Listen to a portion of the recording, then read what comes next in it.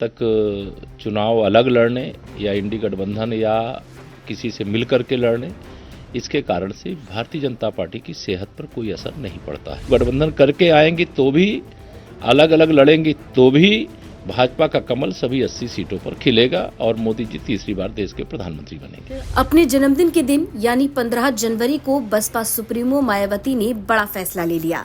एक press conference करते हुए मायावती ने साफ कह दिया कि लोकसभा चुनाव में बीएसपी न किसी पार्टी के साथ गठबंधन करेगी और न ही किसी गठबंधन में शामिल होगी। मायावती ने कहा कि बीएसपी अकेले चुनाव लड़ेगी।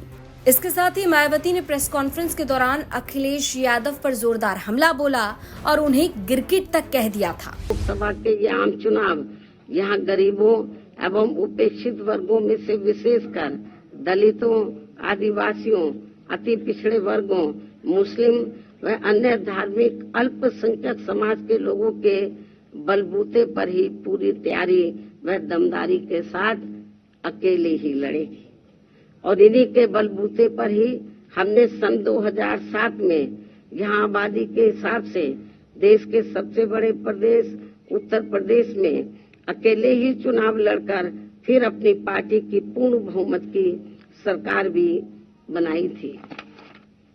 इसलिए अपने इस अनुभव को भी खास ध्यान में रखकर हमारी पार्टी लोकसभा के ये आम चुनाव अकेले ही लड़ेगी।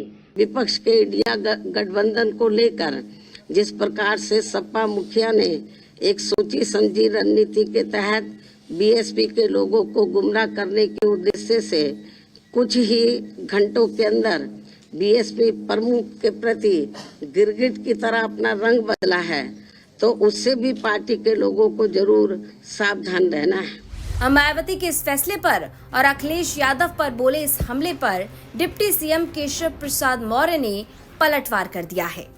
मायावती के गिरगिट वाले बयान पर केशव प्रसाद मौर्य ने सोशल मीडिया प्लेटफॉर्म एक्स पर पोस्ट करते हुए लिखा, सपा बहादुर श्री अखिलेश यादव को बसपा प्रमुख बहन मायावती जी ने #गिरगिट बताया है।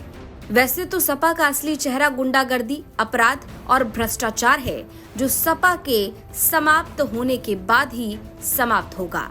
इसके साथ ही केशव प्रसाद मौर्य ने मायावती के फैसले को लेकर कहा, तक चुनाव अलग लड़ने या इंडी गठबंधन या किसी से मिलकर के लड़ने, इसके कारण से भारतीय जनता पार्टी की सेहत पर कोई असर नहीं पड़ता है, क्योंकि भारतीय जनता पार्टी उत्तर प्रदेश की सभी 80 सीटें 2024 में जीतने की तैयारी करके लड़ रही है, तैयारी कर रहे हैं हम लोग। और 100 में से 60% वोट हमारा, 40% में बंटवारे में भी हमारा। ये मैं मानता हूँ कि इस समय मोदी जी की एक ऐसी आंधी चल रही है कि लोग चुनाव का इंतजार कर रहे हैं। जैसे देश इस समय राममय है, वैसे राजनीतिक तौर से मोदीमय भी है और 2024 में तीसरी बार मोदी सरकार बनना तय है। यह लोगों ने तय कर लिया है। विपक्ष के जो दल हैं, जो नेता हैं, जो ठगबंधन, गठबंधन जो भी बना रहे हैं, जनता उन्हें नकार चुकी है। किसी का नहीं होता उनका वोट, ये तो उनका विषय है, मेरा विषय नहीं। मेरा विषय गठबंधन करके आएंगी तो भी, अलग अलग लड़ेंगी तो भी भाजपा का कमल सभी 80 सीटों पर खिलेगा और मोदी जी तीसरी बार देश के प्रधानमंत्री बनेंगे। तो केशव प्रसाद मौर्य ने साफ कह दिया कि चाहे मायावती किसी भी पार्टी के साथ गठबंधन करे या फिर अकेले चुनाव लड़े, बीजेपी की सेहत पर कोई प्रभाव नहीं पड़ने वाला।